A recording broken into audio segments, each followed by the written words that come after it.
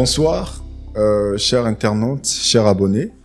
Nous revoilà encore dans nos sessions de podcast. Aujourd'hui, nous avons l'honneur de recevoir pour vous Joël Chilumba. Il est board member Africa FinTech Forum. Il est également membre de DRC FinTech Association, qui est une association qui regroupe tous les acteurs de FinTech ici en République démocratique du Congo. Avec lui, nous allons nous entretenir sur un sujet vaste, énorme. Nous l'avons intitulé « L'état actuel de la FinTech, l'accessibilité des services financiers en République démocratique du Congo ». Nous aurons le temps de parler des difficultés, des défis et tout ce qui va avec le domaine de FinTech. Monsieur Joël Chilumba, bonsoir. Bonsoir, monsieur Valo. Bonsoir, Valo. Non, tutoyez-moi, ça va beaucoup plus faciliter l'échange. D'accord. Alors, déjà, si vous devez vous-même vous présenter à tous ces auditeurs qui nous suivent à travers le monde, en peu de mots, comment est-ce que vous pouvez vous présenter? D'accord. Merci déjà pour la parole et le fait de m'accueillir ici pour ce podcast de l'année. Je crois que c'est le premier. C'est le premier de l'année. Le premier de l'année, privilégié. Vraiment. Donc, je suis Joël Chilumba, board member Africa FinTech Forum. Donc, Africa FinTech Forum est une association panafricaine qui est basée à Abidjan. Et en même temps aussi board member de DRC FinTech Association, une association où je suis cofondateur, qui dans les prochains jours va aussi lancer des activités pour la RDC. Et aussi senior consultant en matière d'advisory, compliance et business development pour les fintech. Je vais beaucoup plus aussi, tout au long de l'émission, parler également de cette casquette où voilà, je conseille les sociétés, les entreprises à vraiment s'implanter en RDC sur les questions liées au digital, la fintech bien évidemment, mais aussi quelque part au betting, gaming, où j'ai aussi participé à des études de marché, j'ai participé à des prospections, où on a aussi fourni de l'expertise, notamment avec Africa FinTech Forum, sur des études d'écosystème. En 2021, par exemple, sur une étude de l'écosystème francophone, où la RDC faisait partie de l'écosystème FinTech de l'Afrique francophone. Et ça, c'est vraiment des choses qui nous aident à comprendre le marché, qui nous aident aussi à mieux orienter nos clients. Mais on vous voit aussi très actif aussi dans les activités des JTEX. Effectivement. Peut-être vous avez manqué de le dire. Vous faites partie aussi de JTEX Africa, on va dire. Depuis 2023, grâce à Africa FinTech Forum, on est co-organisateur ou co-organisateur des activités de JTEX en Afrique, francophone principalement, mais aussi on fait la promotion de l'activité en Afrique francophone. Et grâce à Dubai World Trade Center, cette année, je représente la RDC en ce qui concerne l'événement JTEX Africa qui aura lieu du 14 au 16 avril à Marrakech. Je pense qu'on reviendra sur ces belles initiatives, en tout cas, du gouvernement marocain et du Dubai World Trade Center, où la RDC sera également présent à cet événement. Merci beaucoup. Alors, nous allons poser les bases. La première question va nous permettre justement d'aller puiser encore et rendre notre échange un peu plus riche. Alors, quel est l'état actuel, si vous devez donner un aperçu de l'état actuel de la FinTech en RDC, comment voyez-vous un peu cela? Bon, déjà, il faut dire que si vous devez vraiment placer un mot par rapport à l'état actuel de la FinTech en République démocratique du Congo. D'accord, ok. Bon, tu as dit la même chose. Hein. Oui. Déjà, ce que j'observe, c'est que la FinTech est une réalité en RDC aujourd'hui. Nous la vivons au quotidien, donc c'est-à-dire par rapport à notre mode de vie qui a un tout petit peu changé. Moi, je te pose la question aujourd'hui. Tu as un wallet mobile money, donc c'est-à-dire tu as un compte, je sais pas moi, M-Pesa, Airtel Money, oui. sans faire de publicité. Automatique, oui. Mais tu l'as, tu je l'utilises, l'utilise. c'est bénéfique, je pense. Avantageux, oui. très avantageux d'ailleurs. Mais si je reviens un peu sur la question, il faut vraiment se baser sur les chiffres en même temps. Aujourd'hui, on en compte pas moins de 20 agrégateurs reconnus par la Banque centrale. C'est-à-dire c'est des startups, des PME qui fournissent des services financiers vraiment dédiés aussi en même temps à des PME, à des particuliers et autres.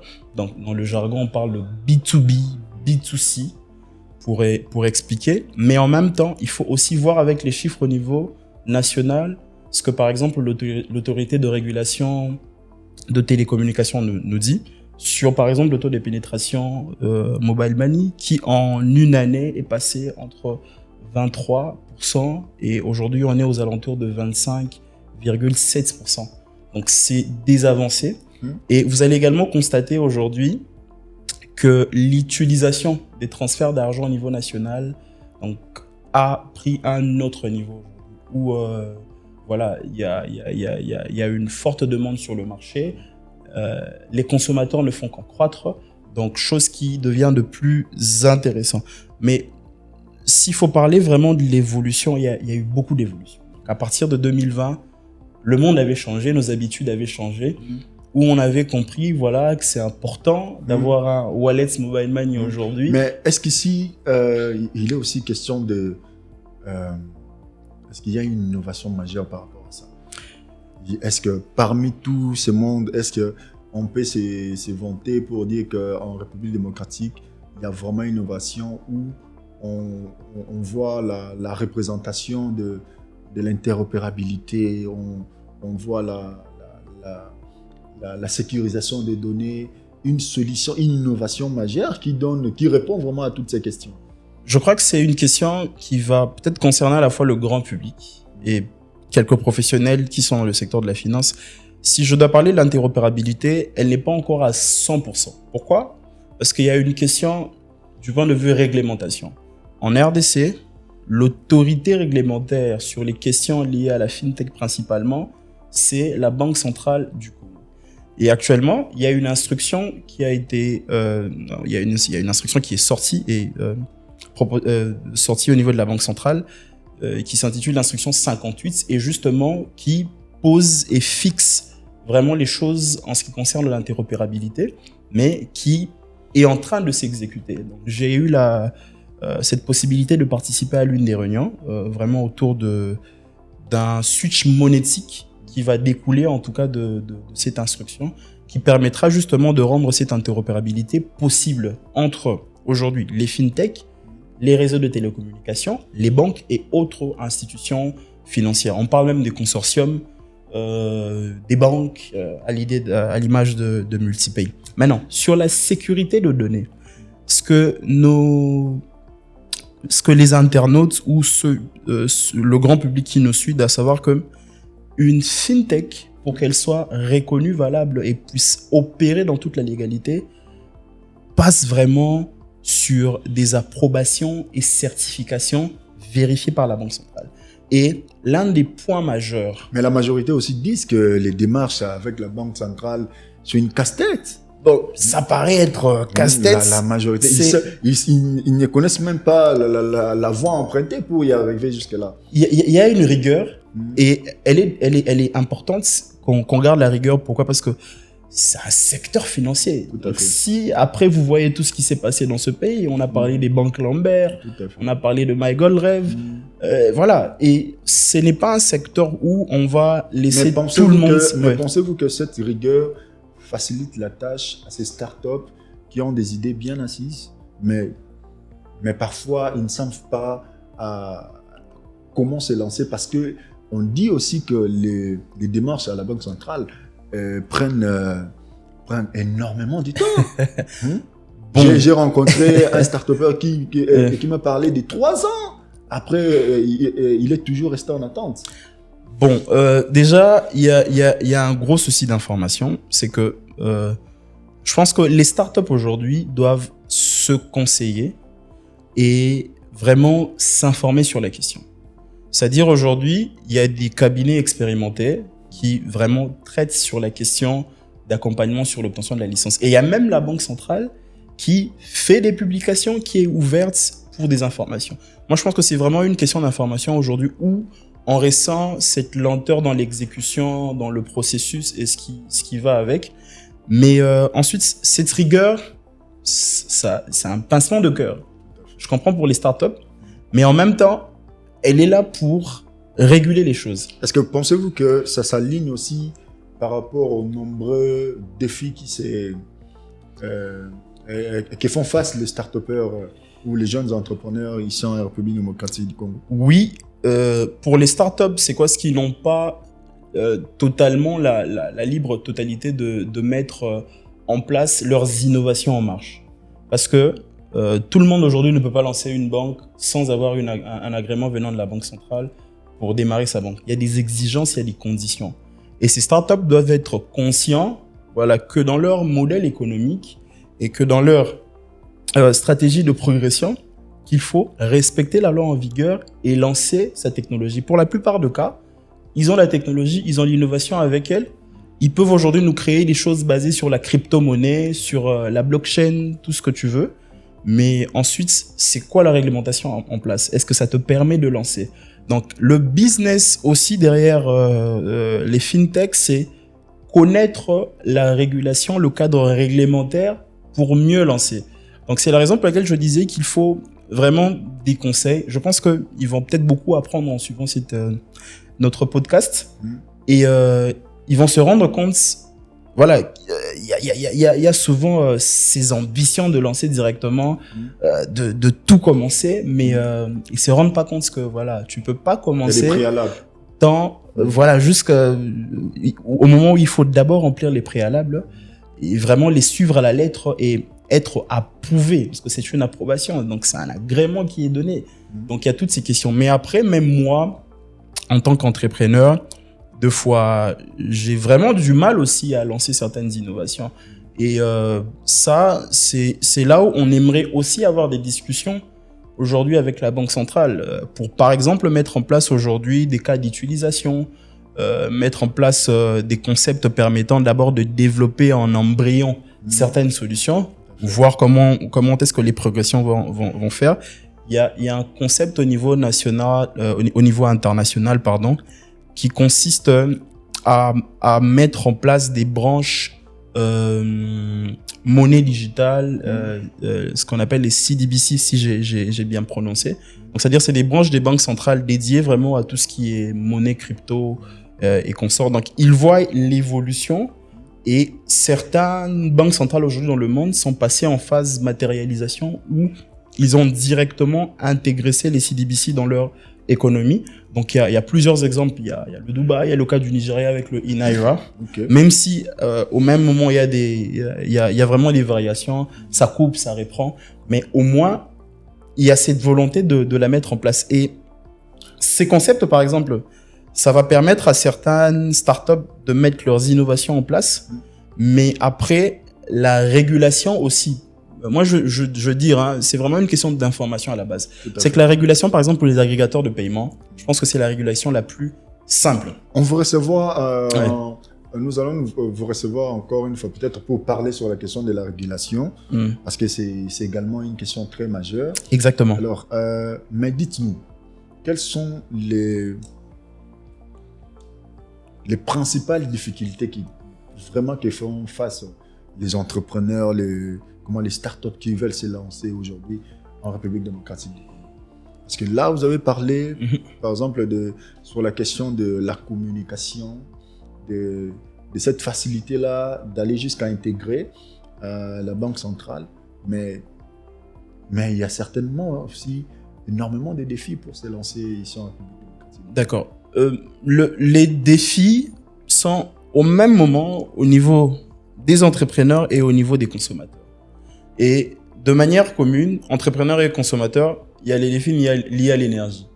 Donc, c'est-à-dire aujourd'hui, je dois t'envoyer de l'argent. Tu es à Mbujimaï, mon téléphone est éteint, je ne sais pas où charger. Difficulté. C'est-à-dire, moi, entrepreneur, je perds. Toi, consommateur, il y a peut-être un membre de ta famille qui est souffrant et qui n'a pas la possibilité de recevoir de l'argent.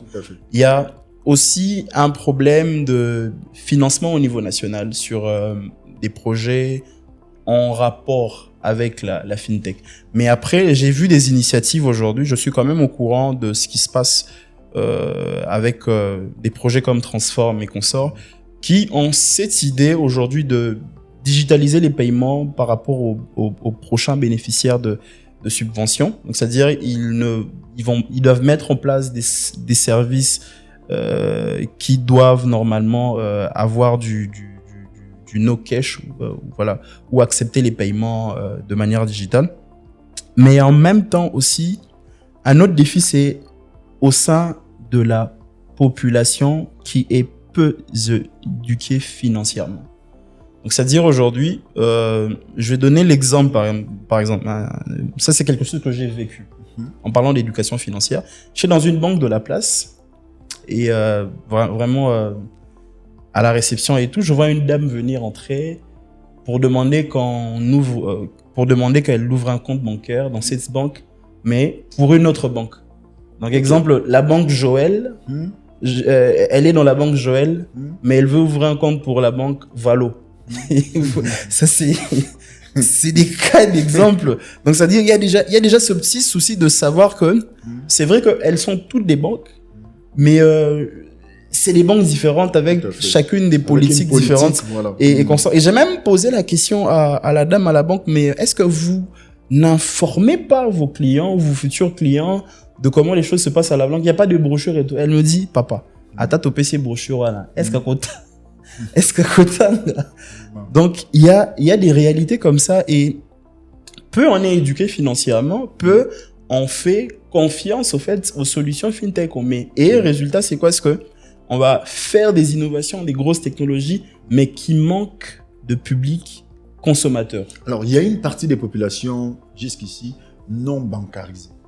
Est-ce qu'il y a des initiatives qui ont été prises aujourd'hui pour faciliter les services financiers avec cette catégorie de population? Déjà, aujourd'hui en RDC, est-ce qu'on peut... Parce que ce sont des cas un peu isolés, Joël. On dit ils sont nombreux aujourd'hui, hein, parce que si on doit faire des stats pour dire que la partie de la population qui est bancarisée et une autre partie de la population non bancarisée, nous allons automatiquement remarquer qu'il y a une grande partie... Déjà, je te facilite la tâche. Hein. En RDC, le taux de... Comment on appelle ça? On va dire pénétration bancaire. C'est-à-dire le taux des personnes possédant un compte bancaire. Le taux de bancarisation, c'est le taux de bancarisation, tout à fait. Est élevé à 20%. 20%. Et dans les 20%, quand on entre, c'est pas tout le monde qui a l'utilisation complète la majorité des services financiers ou des services bancaires. Voilà, on a tenté par exemple avec la bancarisation au niveau des paiements des agents de l'État. Voilà, ils ne sont restés qu'en phase compte salaire, mais ne sont jamais passés aux étapes épargne, bénéficier des salaires. Même ne fût-ce qu'avoir un compte bancaire qui reçoit ce salaire et qui est géré là-bas. Donc il y a ce problème de mentalité. Mais non, s'il y a des projets, il y a des projets que je félicite à la fois au niveau du gouvernement et au niveau, on va dire, du secteur privé. Au niveau du gouvernement, aujourd'hui, il y a un très grand projet national qui a vu le jour, je crois que c'est depuis 2023, qui s'appelle le projet d'appui au développement du secteur financier et de l'inclusion financière, qui a donné naissance à la stratégie nationale d'inclusion financière. Donc, c'est un projet commun entre la Banque africaine de développement, la BADS, et le gouvernement congolais via le ministère de Finances et la Banque centrale. Parce que la Banque centrale intervient dans ce projet justement pour l'aspect régulation, peut-être dans la révision de certaines choses ou l'amélioration ou la proposition étant régulateur. Mais dans ce projet, par exemple, dans la stratégie nationale d'inclusion financière, il y a plusieurs programmes qui mettent en avant, au fait, cette façon d'inclure les non bancarisés de manière progressive et grâce à la fintech à une bancarisation. Parce qu'il faut savoir que les fintech et les banques sont intimement liés. Peu importe le type de licence qu'a une fintech. Mais il faut préciser une chose, intimement lié, mais aujourd'hui aussi on a l'impression c'est comme si les banques... Il y a une guerre. Il y a une guerre entre le fintech et comment et les banques. Oui. Apparemment, c'est que devait faire les fintech. On les retrouve maintenant Donc, plusieurs banques. Bon, étant de la team FinTech, les banques, ce que vous faites. Non, je plaisante. Mais il faut dire que ils font pratiquement la même chose dans les vécus, mais la seule différence, c'est quoi? C'est qu'il y a ce qu'on appelle les KYC. Si je dois dire simplement, il y a ce qu'on appelle les prérequis. Par exemple, l'ouverture de comptes, que ce soit pour un client dans une FinTech, dans une banque. Au niveau de la banque, il y a beaucoup d'exigences. Moi, à chaque fois que j'ouvre un compte, on me demande si je suis un sujet américain. J'ai souvent voulu dire oui. Ouais, il y a beaucoup d'exigences, il y a beaucoup de paperasse à remplir. Mais au niveau des FinTech, c'est beaucoup plus large. Mais en même temps, les FinTech sont venus avec, on va dire, des systèmes beaucoup plus simplifiés et ont atteint des marchés beaucoup plus larges. Avec le mobile money, par exemple. Okay. Ou voilà, le simple fait d'avoir une carte d'identité, une SIM chez un telco, j'ai directement l'ouverture d'un compte et on me demande pas beaucoup en termes je pense pas qu'il y a des frais de délai de compte, d'ouverture de compte. Il y a cette facilité déjà. Donc, et aussi en termes donc on est en train de parler aujourd'hui de ce qui est fait, ce qu'on peut louer dans le secteur. Donc c'est le mobile money, moi je le place vraiment en tête parce que depuis l'arrivée je vais citer quand même le nom de M-Pesa, donc on a vraiment senti que voilà, il y a eu un service financier nouveau aujourd'hui qui nous a permis de faire beaucoup de choses, qui nous permet de faire beaucoup de choses. Et le reste ont également suivi les pas. Mais au-delà de tout ça, je félicite également ce que les banques font en même temps, parce qu'aujourd'hui on a plus de coûts sur des transactions bancaires wallet sur wallet de la même banque. Donc la plupart ont déjà adopté. Ça, c'est des moyens incitatifs aujourd'hui qui voilà vont quand même permettre à ceux qui sont non bancarisés de savoir que voilà, si tu as un compte chez X banque et que ton voisin a un compte également chez ce même X banque, vous pouvez vous envoyer des fonds sans qu'il y ait des coupures. C'est quand même une bonne nouvelle.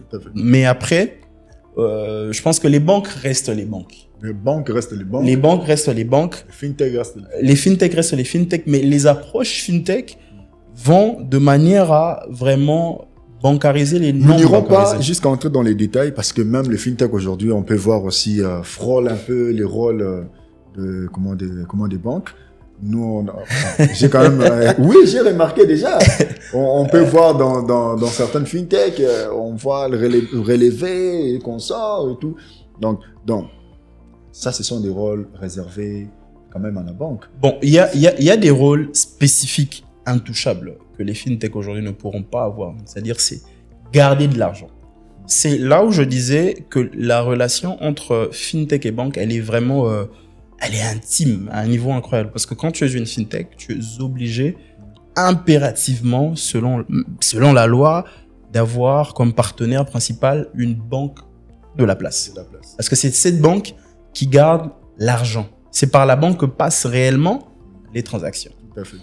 Les fintech n'ont pas le droit, justement, je parle des agrégateurs de paiement. Mais après, je sais qu'ailleurs, il y a aussi des cas spécifiques qui se font. Mais on va pas remplacer les banques parce que les banques, déjà, pour être reconnues comme une banque, il y a encore des exigences. Mais ce qu'on vient faire, c'est quoi? C'est faciliter l'accès aux services financiers en RDC. Donc, c'est-à-dire vraiment rendre possible l'inclusion financière. Okay. Donc, la banque n'a pas pu. On a plus de... je crois que la plus vieille banque en RDC a plus de 100 ans. Donc, c'est-à-dire en 100 ans, on n'a pas pu avoir plus de 20% en termes de taux de bancarisation. Donc, ça veut dire qu'il y a eu un problème, justement. Énormément. Il y a eu plusieurs problèmes, pas qu'au niveau des banques. C'est aussi des problèmes culturels. J'ai tout à l'heure donné l'exemple de la dame qui venait ouvrir un compte bancaire d'une autre banque dans une autre banque. Bref. Donc, ça veut dire que les fintech sont un tout petit peu la réponse vraiment liée à la population qui n'a pas beaucoup de moyens. Il faut pas oublier qu'en RDC, donc, la plupart de sa population vit en zone rurale et la plupart sont dans des activités informelles qui voilà, à leurs yeux, représentent un tout petit peu des difficultés pour pouvoir avoir un compte bancaire, mais c'est aussi des problèmes culturels. J'ai donné l'exemple des fonctionnaires de l'État, Tout à fait. où la plupart n'ont juste que des comptes salaires, mais n'ont pas forcément Automatiquement, il vient, il prend, il part. il prend, voilà, ils ont gardé à l'esprit, voilà, à l'époque des agents payeurs où je viens, je récupère à la caisse, je Tout à dépose fait. à la maison. Mais vous voyez par exemple qu'avec les fintech aujourd'hui, je sais qu'il y a des solutions comme les bulk payments, qui c'est des paiements instantanés de masse qu'une société peut faire à ses agents, mais qui passent par les mobile money ou autres cette forme de wallets, qui généralement servent, parce que quand je reçois sur mobile money, j'ai la possibilité de transférer à quelqu'un d'autre, j'ai la possibilité aujourd'hui de payer mes factures, voilà, les choses ont vraiment bien évolué avec les fintech et voilà, j'ai tout à l'heure parlé de... Alors, en tant que membre de JTEX, comment cet événement contribue-t-il vraiment à l'évolution de la fintech? Tu as tout à l'heure parlé de la guerre entre fintech et banque. Justement, dans JTEX, il y a une partie réservée de l'événement, réservée en termes d'exposition thématique sur la finance. Et c'est ce qui s'appelle la finance du futur. Parce que le JTEX, c'est un événement dédié d'abord au digital et à l'entrepreneuriat de manière générale. On parle de clouds, on parle de télécommunications, on parle de fintech également. Et cette année, le thème principal dans la fintech, c'est on commence à voir en fait ce changement de paradigme de la guerre qui existait entre les fintech et les banques en une transformation de collaboration entre les fintech et les banques. Pour dire que la contribution du JTEX aujourd'hui sur la fintech est au niveau africain principalement. Chaque pays africain vient donner ses idées, vient donner ses réalisations et également ses perspectives et ses solutions par rapport à ces problèmes. Et JTEX essaie un peu de mettre ces pays, ces experts, devant des grands décideurs. Donc, dans le monde reconnu dans le secteur du paiement, tel que Visa, Mastercards, Better Than Cash, Allianz, UNCDF, s'il faut citer ces entreprises et ces institutions. Donc, on ressent cette forte collaboration où aujourd'hui les banques sponsorisent des fintech. Ici chez nous, je sais que je sais pas si ça existe, mais je vais essayer de me renseigner. Mais je sais par exemple que pour le marché de la Côte d'Ivoire, certaines fintech ont bénéficié d'un événement qu'on appelle EcoBank Fintech Challenge, d'un appui. Et chaque année, ils sont appuyés par EcoBank et ainsi de suite. Mais je crois qu'il y a une fintech congolaise également qui a bénéficié de cette visibilité et de cet accompagnement aussi en termes d'appui.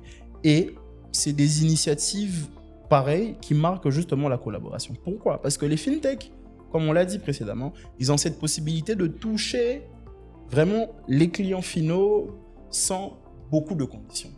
Et en même temps, ils ont ce qu'on appelle cette facilitation en termes d'utilisation des outils.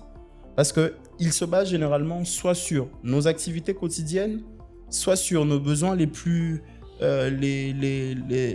majeurs ou vraiment d'une personne lambda, vous voyez. Et ça, en fait, certaines banques ont compris et sont en train d'investir sur des fintech, mais aussi les banques, encore une fois de plus, ce que vous faites, vous vous transformez en fintech. Bon, après, c'est pour le bien de l'écosystème et du développement de l'inclusion financière en même temps. Mais ce qu'on aimerait vraiment discuter à JTEX cette année, c'est les perspectives en termes d'interopérabilité. C'est quoi les infrastructures à mettre en place? C'est quoi la manière de compréhension et d'adaptation de la régulation? Et en même temps, le public dans tout ça, l'humain, qu'est-ce qu'il représente? Et aussi l'innovation à venir telle que l'IA, qui est un grand sujet aujourd'hui Je crois dans le monde. On aura tout un numéro pour en parler. Tout à fait. Alors, Joël, dites-moi, quelles sont les principales barrières d'adoption des services financiers aujourd'hui en République démocratique du Congo?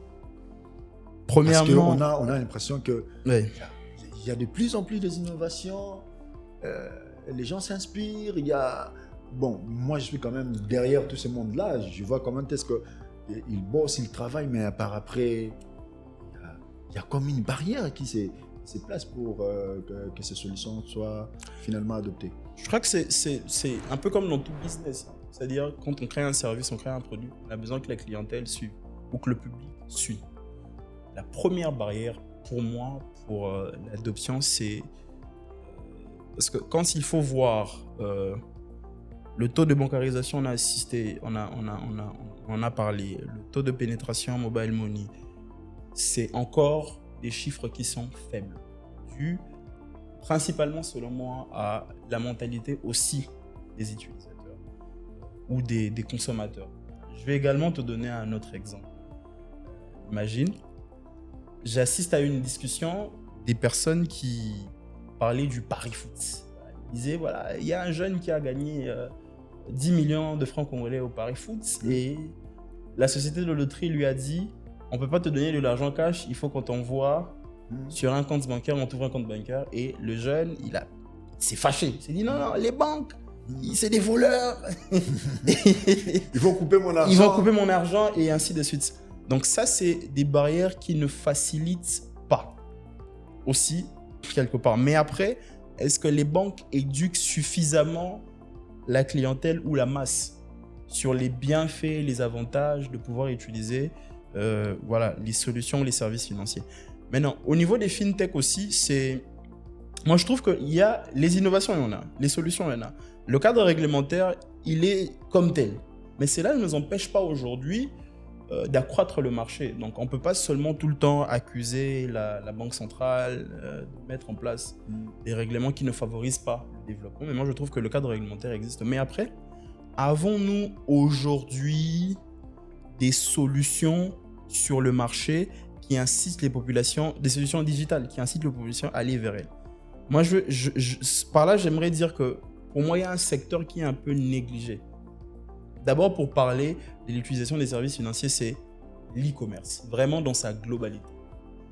Est-ce qu'on a vraiment un grand marché e-commerce existant, un peu le cas du Nigeria ou de la Côte d'Ivoire? C'est des services, c'est des produits digitaux qui t'incitent à aller acheter avec des moyens digitaux.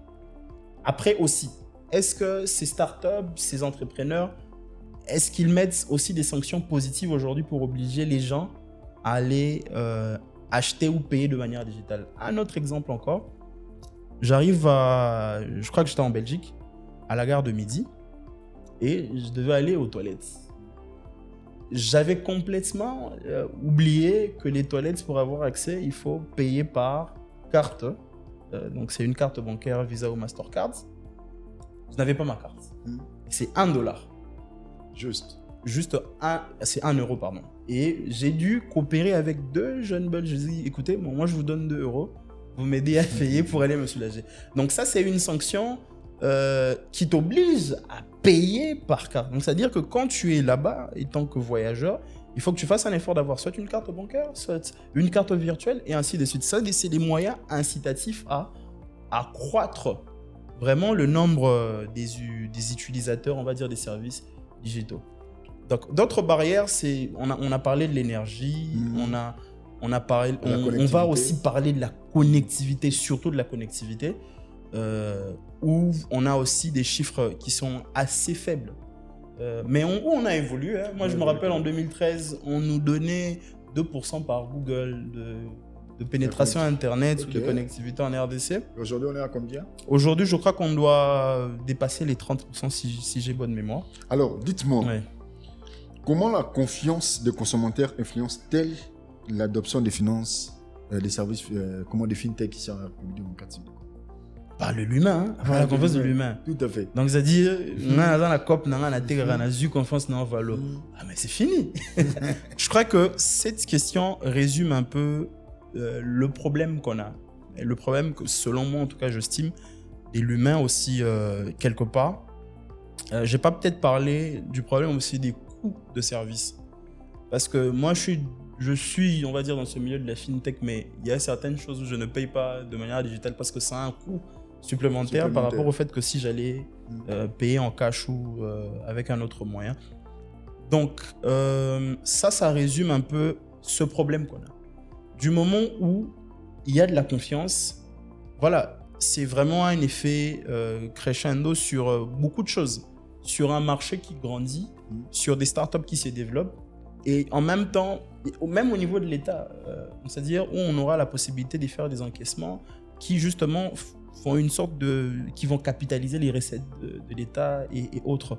Donc cette confiance, je pense qu'elle est à la base même du développement du secteur. Okay. Parce que dans certains problèmes complexes liés à l'épargne, liés à tout ce qui est services financiers et autres stratégies, il y a souvent ce problème qui se pose. Est-ce que les utilisateurs auront confiance? Et sachez qu'on n'est pas en Europe, on est en Afrique, on est au Congo, où on a un grand... Parce que dans l'inclusion financière, on parle des personnes non bancarisées catégoriquement et des personnes où, au fait, leur situation les a poussées à ne pas être bancarisées ou à ne pas être inclus financièrement.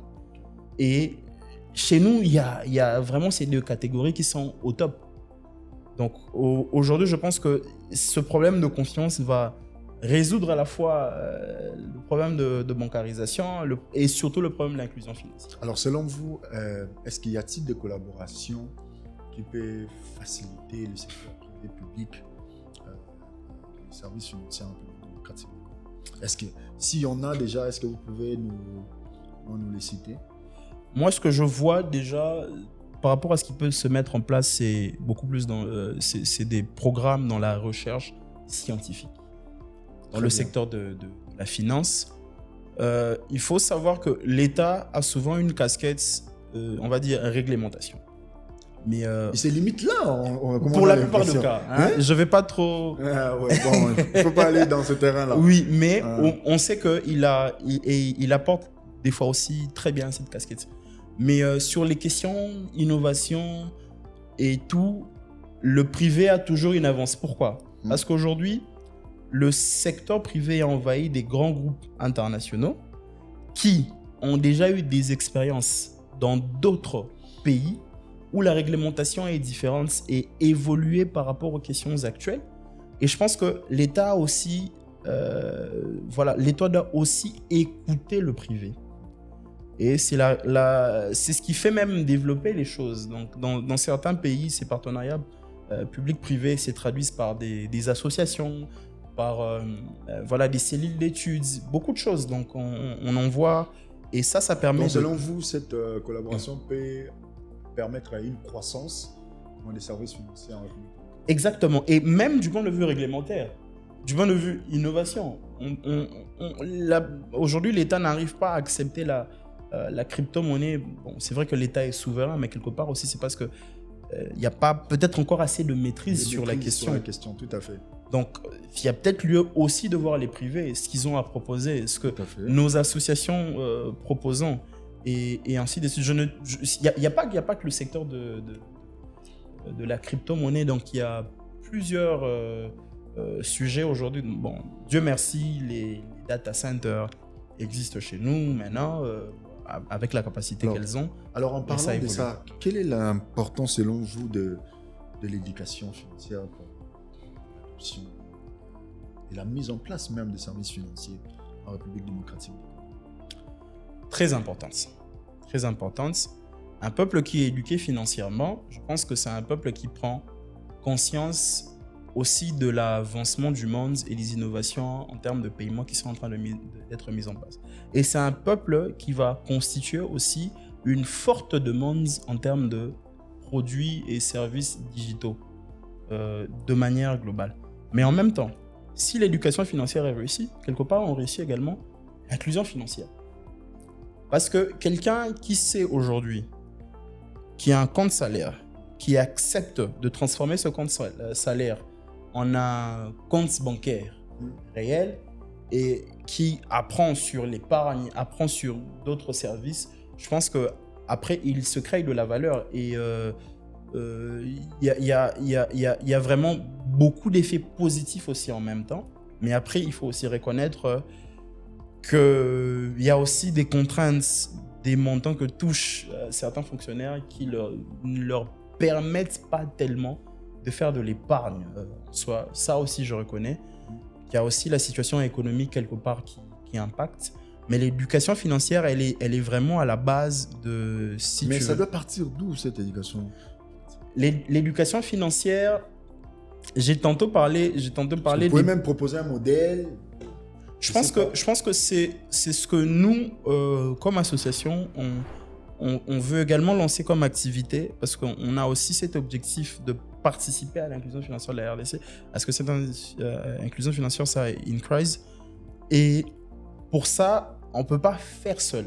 C'est-à-dire, ça doit être aussi en partenariat avec l'État. Donc, pour revenir aussi à ta question de partenariat public-privé, donc il y a aussi ça qui doit exister. Mais en même temps, pourquoi pas dans le système éducationnel, s'il faut commencer par là. Chose très importante déjà, au moins de base, cultiver les plus jeunes que nous sur une psychologie de l'argent, ou une gestion de l'argent et l'utilisation. Exactement, savoir en fait ce qu'il faut épargner, qu'il faut tout ça. Et après, je pense que nous étant association également, il y a des programmes de sensibilisation qui sont organisés. Il y a FinTech Pulse également. Je pense que certains seront sensibilisés à travers nos podcasts que nous faisons. Donc, c'est aussi des moyens par lesquels nous pensons que l'éducation financière est possible. Donc, elle doit être n'importe quand, n'importe où, et de manière vraiment à sauver des populations. Mais je salue aussi les initiatives de certaines FinTech, de certaines structures aujourd'hui qui vont vraiment dans des zones rurales et qui vont proposer des solutions à des cultivateurs, à des éleveurs, vraiment pour leur faciliter en termes d'approvisionnement, en termes d'achat et autres. Donc, c'est la base. L'éducation financière, c'est la base, c'est de l'instruction. Peu importe le niveau de scolarité et autres, quand on arrive à transmettre de la connaissance et donner l'importance d'un métier ou d'un secteur, c'est toujours quelque chose de réussi. Alors, on est en train d'atterrir. Est-ce qu'il y a un exemple de start-up ou bien de fintech à succès en République démocratique que vous pouvez mettre en avant pour que ça nous serve d'exemple par rapport à toutes les questions qui ont été énoncées ici? Déjà, je tiens à féliciter toutes les fintech au niveau de la RDC parce qu'il y a une résilience assez énorme. Le Congo, c'est un marché très compliqué. À chaque fois qu'on parle du Congo à des investisseurs, à des partenaires, quand on parle de plus de 120 millions d'habitants, ils se disent « Waouh !» Donc, c'est-à-dire quand je viens, je lance un truc à $1 la journée, j'ai 120 millions de dollars le jour. C'est pas ça. Allons-y, mollo. Il y a un problème de compréhension, de mentalité.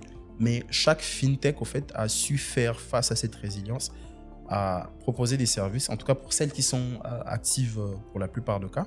Mais de manière particulière, j'ai vu des cas d'exemples comme FreshPay, vraiment un très bon exemple de résilience, Avada Pay, Maisha Pay, MaxiCash. Et aujourd'hui, j'aimerais également saluer une fintech InTouch, qui est également en RDC et qui, elle, se base beaucoup plus sur ce que les commerçants, vraiment les personnes lambda proposent comme service et ce qu'ils consomment.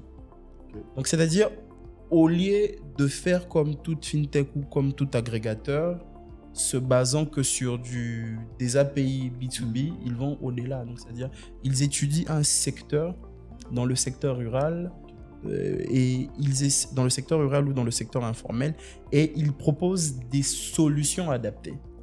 Donc, chose qui est vraiment intéressante, ce n'est pas que des API qui sont offerts, mais c'est vraiment des solutions, des applications également qui sont conçues. Donc, je pense qu'après notre podcast, je pourrai également te partager la documentation dessus. Donc, tu seras vraiment intéressé. Mais voilà, les émetteurs de monnaie électronique également en RDC, ils ont vachement évolué en termes de système, en termes de services qu'ils ont pu intégrer. Et voilà, donc je félicite la résilience de tout un chacun. C'est un marché pas facile. Le marché congolais n'est pas un marché. Alors, il y a une question qui ne pouvait pas manquer. Quels sont les impacts de la réglementation dans le secteur financier ici en République démocratique? Je pense que plus la réglementation est adaptée au marché, plus elle est adaptée au marché, à l'innovation, plus le secteur croît. Dans le sens où, aujourd'hui, je vais par exemple donner le cas de l'instruction 58 de la Banque centrale, qui parle d'interopérabilité et qui vraiment met les bases en ce qui concerne le switch monétique national qui sera lancé. Ça, c'est quelque chose qui était vraiment attendu dans le secteur. Vraiment, en termes de services, en termes même de concepts comme l'open banking et autres, c'est qu'aujourd'hui, Moutou, je veux le dire en lingala, donc Arozalana, téléphone naïe, Azara na M-Pesa naïe, ou Airtel Money, Orange Money naïe, Azana la possibilité, à Rotindela, de connaître Azana à l'intérieur mbongo, et quand on a compte bancaire naïe. Ça, c'est des choses qui existent, mais où généralement on commun accord entre les deux parties. Mais aussi ouvert, ça n'a jamais existé. Et ailleurs en Afrique, dans les États de pays d'Afrique centrale, il y a ce qu'on appelle le JIMAC, qui est un switch d'interopérabilité qui justement permet ce genre d'activité et où, dans ces pays, en fait, ils ont aujourd'hui la possibilité de s'envoyer de l'argent sans passer par les banques, par ce canal. Donc ça, c'est des choses qui vont aussi faire évoluer le secteur que moi, personnellement, j'apprécie. Mais il y a aussi les initiatives privées qu'aujourd'hui, je trouve qui sont vraiment louables et qui challenge un tout petit peu la Banque centrale à céder. Mais je sais que pour la crypto, il faut vraiment attendre. Parce qu'après, il faut être patient. Après, je comprends aussi la Banque centrale par rapport à ce qui se passe. Mais il y a aussi le code du numérique qui a été mis en place, qui a aussi ses points positifs et ses points négatifs, tout comme la réglementation de la Banque centrale à mon niveau. Mais où je sens, avec l'exigence, par exemple, de stockage au niveau national des données appartenant à des Congolais, qui crée aussi des services à valeur ajoutée au sein de certaines PME ou startups congolaises qui peuvent créer un service de cloud au niveau local parce que ça devient maintenant une exigence, même pour nous les fintech, d'avoir les données personnelles des Congolais ici stockées. Donc ça aussi, c'est des avantages comme ça qu'on a. Mais j'ai tout à l'heure parlé du programme d'appui du secteur financier et qui a donné lieu à la stratégie nationale d'inclusion financière, qui tient compte également de l'aspect réglementaire en même temps. Et je pense que plus en tant qu'association, on évolue en faisant des propositions aussi du point de vue réglementaire et innovation, plus on va vraiment aboutir à un secteur beaucoup plus performant et qui tient aussi compte de plusieurs facilitations en même temps. Okay. Donc, je n'ai pas parlé des sandbox, par exemple. Ça aussi, c'est des choses que nous voulons voir. Des sandbox réglementaires. Donc, les sandbox, en fait, c'est plutôt des cas d'utilisation ou des terrains où on vient pour faire des essais et pour voir. Et du point de vue réglementaire aussi, ça permettrait de changer certaines choses. C'est pas qu'on se lance en live, donc c'est-à-dire on fait en test, on voit les résultats, ce que ça donne, et ensuite on peut développer. Donc ça aussi, du point de vue réglementaire, c'est des choses que nous voulons voir pour la prochaine industrie de la RDC. Alors, s'il faut donner un conseil à un start-up, un jeune entrepreneur qui doit se lancer, si vous pouvez lui donner l'opportunité de vous tendre aujourd'hui, quels sont les conseils, 2 ou 3 conseils que...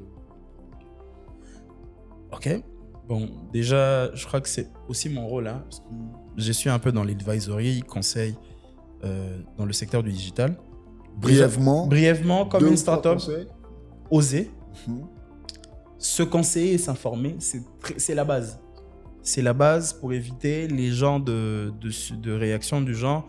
À la Banque centrale, ça prend toujours beaucoup de temps. À la Banque centrale, l'agrément, oui, c'est vrai que c'est l'administration aussi congolaise, pareil. Après. Mais après, il y a aussi du positif là-bas. Moi, j'ai beaucoup appris en étant avec les personnes de la Banque centrale. Mais il y a ce problème d'information qui manque. Mais aussi, à ceux qui veulent se lancer, sachez que c'est un domaine qui gère l'argent, mais qui va demander aussi beaucoup d'argent. Parce que je ne peux pas donner mon argent à quelqu'un qui manque d'argent. C'est-à-dire que les startups doivent aussi avoir ce mindset que voilà, on est dans un business qui demande beaucoup d'argent. Donc, c'est-à-dire, n'est pas se lancer pour que des essais. Donc, c'est-à-dire, lancer vraiment un vrai business où du 1er au 31, je dois rentabiliser. Parce que sans argent, en tout cas, étant une fintech, c'est très compliqué.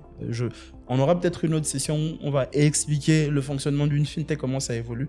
Donc, il y a à la fois une partie légale, il y a une partie fiscalité, il y a une partie opération, il y a une partie marketing, commercial. Voilà, il y a beaucoup de choses et ça demande beaucoup de moyens. Et le dernier conseil, en tout cas, c'est-à-dire il faut être résilient. On est en RDC, on est au Congo. En Afrique. On est en Afrique, mais il y a toujours un conseil d'un ami qui m'a toujours dit que le fait d'être né au Congo fait de nous des entrepreneurs par défaut. Parce que c'est tellement un pays qui a besoin de beaucoup de choses, qui a beaucoup de nécessités en même temps. C'est un vaste chantier, donc du coup, beaucoup d'opportunités. Donc ces chantiers représentent en soi des opportunités. Donc c'est-à-dire il faut aller, il faut être résilient. Il faut progresser et au fur et à mesure, je pense qu'avec beaucoup de conseils et d'informations, ça va. Surtout le conseil et l'information sur les secteurs. Alors, comment envisagez-vous l'avenir de 5 ans en République démocratique? Si tout va bien, on sera peut-être parmi les 5 tops Bon. en Afrique. Okay. Déjà, aujourd'hui, l'État congolais parle d'une projection de 68% d'inclusion financière d'ici 2028. Donc, c'est-à-dire pour un pays de 120 millions d'habitants, ou peut-être dans 5 ans, on sera à 200 millions. Voilà, pour un pays de 200 millions dans les 5 prochaines années, avoir 68% d'inclusion financière, c'est beaucoup. Donc, c'est-à-dire que ça crée un grand marché avec beaucoup d'opportunités. Mais aujourd'hui, s'il faut encore revenir sur l'état actuel, le Congo est toujours un grand marché qui attire beaucoup d'intérêt. Il y a par exemple Visa qui s'est installé en RDC. Il y a des activités Mastercard, InterSwitch. Je vois un peu ces grands groupes vraiment s'investir dans la finance et aussi d'autres fintech internationales venir en RDC. Mais je vois le marché beaucoup plus être dans du cross-border. Donc, je m'explique. Cross-border aujourd'hui, ça sera la clé pour permettre au fait ce développement d'économies frontalières. Aujourd'hui, il y a un gros potentiel qu'on a. On est un pays qui est entouré des 9 pays voisins où chaque corridor, est, nord, sud, ouest, représente des niches de marché. Nous, on est dans le corridor ouest pour le cas de Kinshasa. Déjà, le voisin direct, c'est Brazzaville. Il y a existence de marché. Donc, c'est-à-dire que si on arrive à mettre en place des solutions pareilles, et je sais que ça sera mis en place, je sais qu'il y a des solutions qui viennent dans ce sens-là, c'est aussi l'autre partie qu'on va atteindre. Mais il y a aussi l'intelligence artificielle. Je reste quand même serein que c'est un concept qui va aussi être déployé d'ici 5 ans. Parce qu'il faut savoir que la plupart des fintechs congolaises, c'est aussi des fintechs qui appartiennent à des groupes internationaux. J'aimerais bien reparler de tout ça après 5 ans. Ça sera, en tout cas, je reste ferme, ça sera possible. Okay. Ça sera peut-être indépendamment de notre volonté. Ça ne sera pas peut-être de l'imposition. Mais écoutez, la technologie, chaque jour, évolue. Elle change à un niveau incroyable. Et ça, je ne te fais pas dire. Le téléphone qui coûtait $1000 en 2010, aujourd'hui, il coûte peut-être $100, $150. Donc, pour dire que la technologie est en train d'arriver jusqu'aux dernières souches, on va dire, des populations. On a fini. Merci beaucoup, Joël. Alors, un mot pour ces plateaux. En tout cas, magnifique plateau déjà. Et moi, j'encourage l'initiative parce que c'est pour moi un cadre aussi pour faire de l'éducation financière. Vraiment, pour tous ceux qui nous regardent, qu'ils sachent l'importance aujourd'hui d'avoir une bonne santé financière, mais aussi de permettre à ceux qui ont des projets, des startups, de s'informer sur ce qui se passe au Congo, dans le monde. Mais on a parlé de réglementation, donc c'est-à-dire chaque domaine a des institutions plutôt sectorielles qui régulent, qui mettent en place les choses. Et je pense que ce cadre permet aussi à certains de s'évoluer ou à ceux qui veulent se lancer d'avoir suffisamment d'informations. Et à la jeunesse congolaise aussi de savoir qu'il y a beaucoup de challenges, il y a beaucoup de concepts réels qui existent, qui ne sont pas que des choses racontées aux États-Unis, en France, qui ont lieu chez nous au Congo. La fintech aujourd'hui, comme je l'ai dit au début, c'est une réalité vécue. Vraiment, tout Congolais, en tout cas plus de 50% de Congolais aujourd'hui, a ce contact avec cet univers. Donc, Fintech Pulse, beaucoup d'encouragement, Merci beaucoup. beaucoup de félicitations. Merci. Je pense que c'est aussi des partenaires privilégiés pour nous, associations, où nous aurons toujours cette possibilité de venir glisser un mot, de parler au grand public, d'informer, d'encourager, de challenger aussi, de passer un message sur notre secteur que nous aimons beaucoup.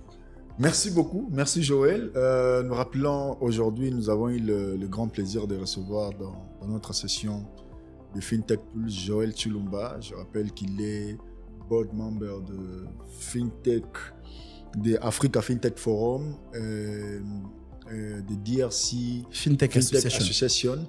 Alors avec lui, nous nous sommes entretenus sur un sujet crucial. Nous avons parlé de l'état actuel de la FinTech, l'accessibilité des services financiers en République démocratique du Congo. Si vous avez aimé, je vous prie de vous abonner, de partager et de suivre notre chaîne FinTech Media pour bénéficier de nombreuses sessions de podcast.